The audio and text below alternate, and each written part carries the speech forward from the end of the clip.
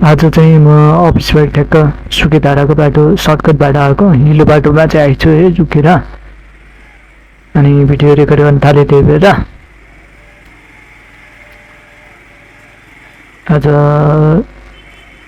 उता जानु छ दराज हबमा जानु छ चाबेलको गोपकृष्ण हबमा एउटा सानो सामान लिनुको लागि बाटो चाहिँ हिलोमै परेर आइछु है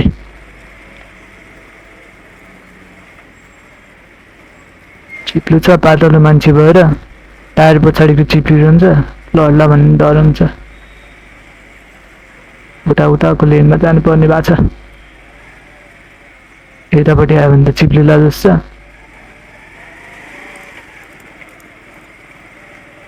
बनाउँदैछ बाटो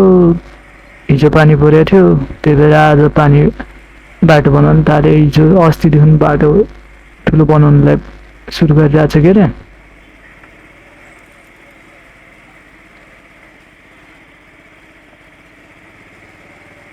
ठुलो गरेर चलाउनेले ख्याल गर्दैन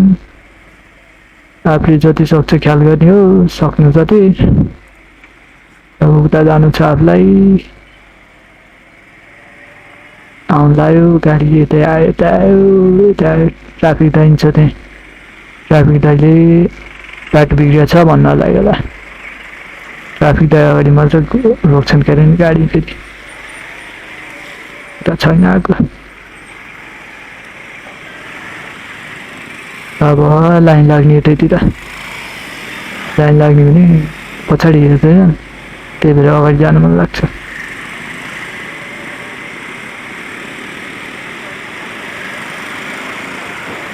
यता सुकेधाराको बाटोबाट कमन हुँदै जाने चाँडो हुन्थ्यो घर जानुलाई अब आज उता जानुपर्ने भएर गोपकृष्ण हुँदै जानुपर्छ दाहिने लेनबाट बाटै छुँदैन बिस्तारै जान्छन् देब्रे लेनबाट जाँदा केही फरक बाटो काट्नु लागेको छ देब्रे लेनबाट साइड लाइट दिएर अलिकति पिलिक दिएर देब्रे लाइनबाट नै खाली छ भने अगाडिको भ्यू पुरै अलि देखिन्छ भने देब्रेबाट जाँदा नि केही फरक पर्दैन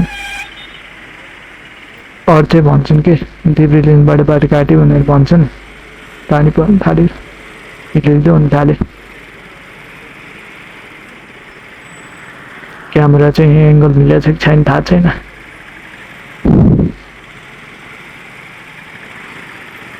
दाहिने लेनबाट उता जाने ठ्याक्क जङ्सन छ अब दाहिने पुरै गयो भने अगाडि जाने बाटो पनि रहँदैन देब्रे लेनबाट गयो भने बरु यहाँ खाली हुन्छ नि सबैजना देब्रे लेनबाटै जान्छन् कि यता यो बाटोमा नि धेरै जसोले इन्डिकेसन बाल्दैनन् कता जाने थाहा हुँदैन कि यतातिर अब यतातिर आइसकेपछि देब्रे कोही लागिदिन्छन् कोही सिधै गइरहेको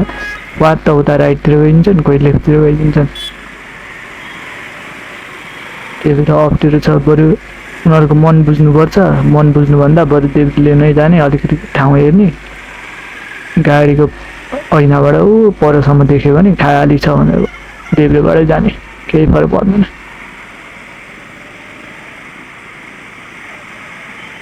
अब यहाँ राइटतिर खाली छ पछाडि हेर्नु पऱ्यो एकचोटि छैन भने अलिकति पछाडि च्याप जाने हुन्छ दाहिनेतिर च्याप जाने हुन्छ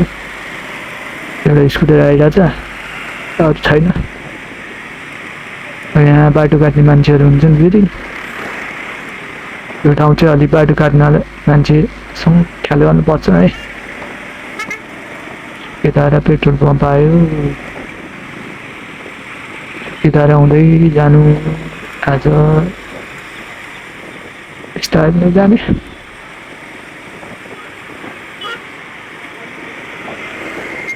गाडी यता क्रस गर्ने ठाउँ नै हुन्छ ठ्याक्क यो रिजन यो बार सिधेपछि यहाँ एउटा बार ठ्याक्क सिधेपछि यहाँ क्रस गर्ने ठाउँ हुन्छ एक ठाउँ अलिक ख्याल गरेर चलाउनुपर्छ यता चाहिँ हस्पिटलको गाडी रहेछ फेरि यता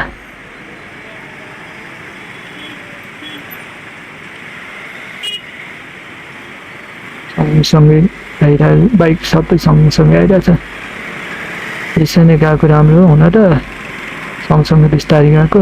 तर अलि अप्ठ्यारो गरी चलाछन् भने चाहिँ आफूलाई बसिरहनु मन लाग्दैन फेरि सँगसँगै बसिरहनु मन लाग्ने पछाडि अगाडि हेर्ने अलिक खाली ठाउँ बस्छ भने खाली ठाउँतिर चाहिँ जाने च्यापेर जाने होइन कि खाली हुने ठाउँमा चाहिँ जाँदा राम्रो।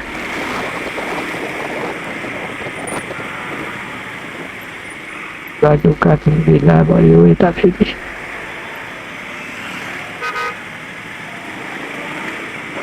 आफूलाई एकचोटि बाइक ओभरटेक ठ्याक्क यस्तरी खाली नै हुँदाखेरि ओभरटेक गर्दा गाडीले झ्याप्प अगाडिकोले रोक्यो, त्यसपछि म पछाडिबाट ठ्याक्क मैले नि रोकेँ रोक्दाखेरि नि मान्छे ठ्याक्क 3 जना एकचोटि लाइनमा साथी आएर साथी आएर जस्तो खुट्टामा मात्र छुवाथ्यो, मलाई लात्ताले हानेर बाइकले ढाल्यो। त्यहीदेखि चाहिँ मलाई अप्ठ्यारो लाग्छ क्या। अप्ठ्यारो लाग्छ भन्दा नि रिस आफै मनमै त्यही रिस अझसम्म छ क्या। के हुन्छ भने बाटो काट्ने मान्छे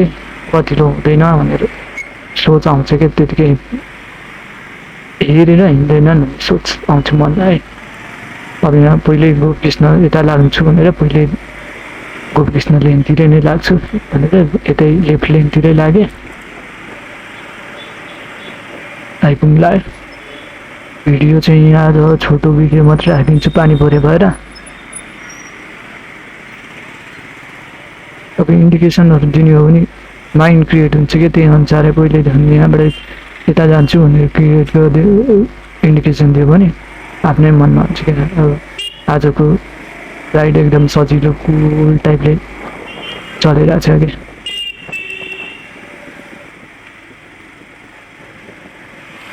छ हिँडेको छ टाइपको चरा छ, बाटो काट्नेदेखि चाहिँ डर लाग्छ फेरि। तर यहाँ देब्रे जानु छ, बाटो काट्दैछन् हेर्दैनन्, पछाडि अगाडि नि हेर्दैन। र आमा बिचमा हिँडिरहेछ, अब के भने हर्न बजाउनु पर्यो। हर्न नबजाइ जान्छ, हर्न बजाउन नि मन लाग्दैन, हर्न बजाएर बिलाउँदैन मान्छे। आइपुगेर आजलाई भिडियो यति सानोमै राखिदिन्छु। बाई। See you.